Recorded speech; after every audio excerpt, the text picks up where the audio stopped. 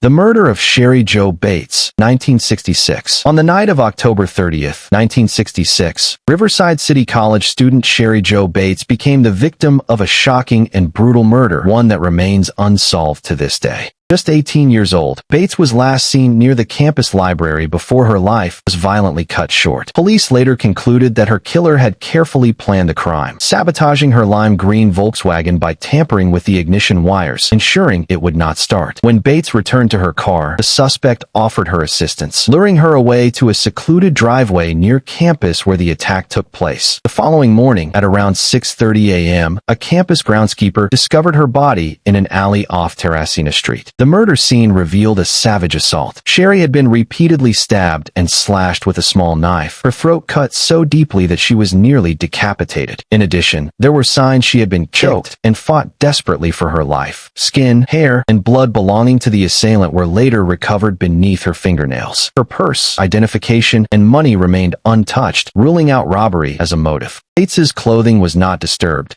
suggesting sexual assault was not the killer's intent either. Witnesses later recalled hearing a scream at around 10:30 p.m., followed by a muffled cry and the sound of a car starting up.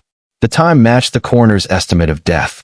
Nearby investigators found a man's Timex watch with a broken wristband, flecked with paint, which they traced back to a military PX overseas.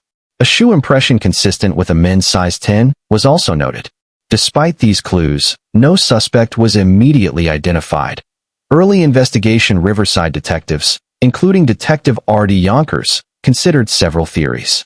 The evidence suggested Cheri Jo likely knew her killer, since she willingly entered the dark driveway despite her well-known fear of the dark.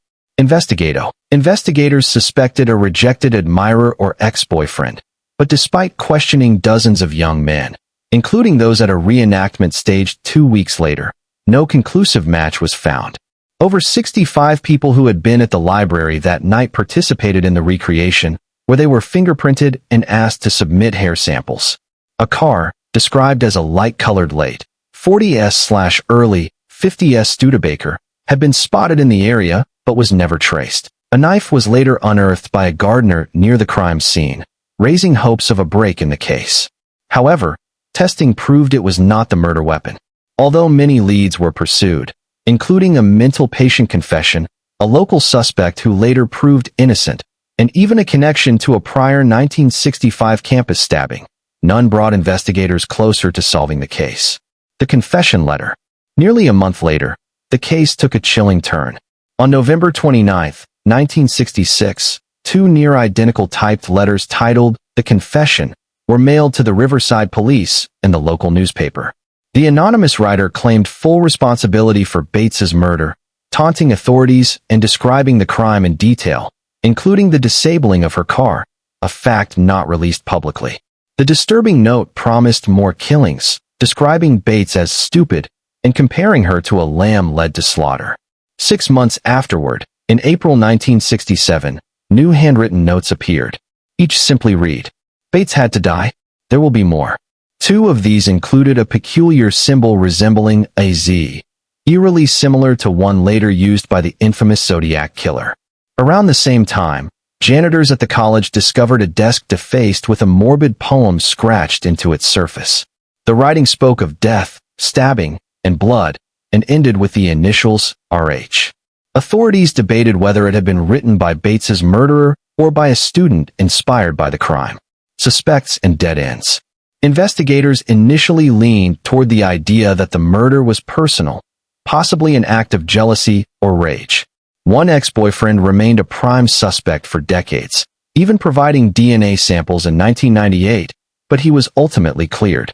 The earlier 1965 attack on another Riverside student, Miss Atwood, bore similarities. She was stalked and stabbed by a local youth named Roland Taft, who was later convicted.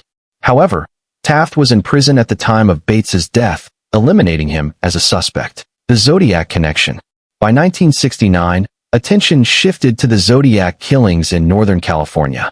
Some investigators believe Cheri Jo Bates may have been the Zodiac's first known victim. In 1970, journalist Paul Avery received an anonymous tip urging him to examine the Bates case, which he did, finding strong parallels in the style of the letters. Handwriting experts even suggested similarities between the Riverside notes and Zodiac's infamous correspondence. Still, others argued against the link.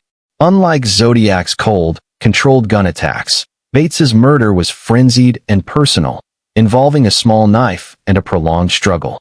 Supporters of the connection countered that Zodiac may have been inexperienced at the time and refined his methods later.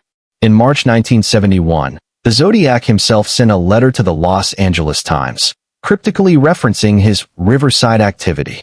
While some believed it authentic, others suspected a hoax, further muddying the waters. Later revelations and controversy. Decades passed without resolution.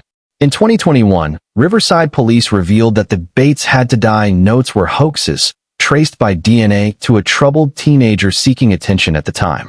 The writer eventually confessed in adulthood and expressed remorse. This revelation cleared some of the supposed Zodiac-style correspondence from suspicion, but left the murder itself no closer to being solved.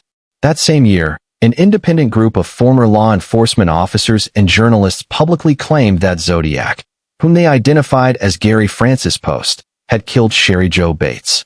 Riverside police dismissed the theory, stating that no solid evidence tied Bates's case to the Zodiac murders, and that they believed her killer was more likely a local individual. An unsolved mystery. Nearly 60 years later, the murder of Cheri Jo Bates remains one of Southern California's most haunting unsolved cases. For some, the eerie letters, the mysterious symbol, and Zodiac's own reference are enough to connect her death to one of America's most infamous serial killers. For others, the savagery of the attack and the evidence pointing to someone in her personal circle suggest a crime of passion, unrelated to Zodiac. Whether a standalone tragedy or the prologue to a larger spree, Cheri Jo Bates's murder continues to fascinate and frustrate investigators. Officially labeled Homicide 352 to 481, it remains unsolved, its answers buried in Riverside shadows, with the truth still out of reach.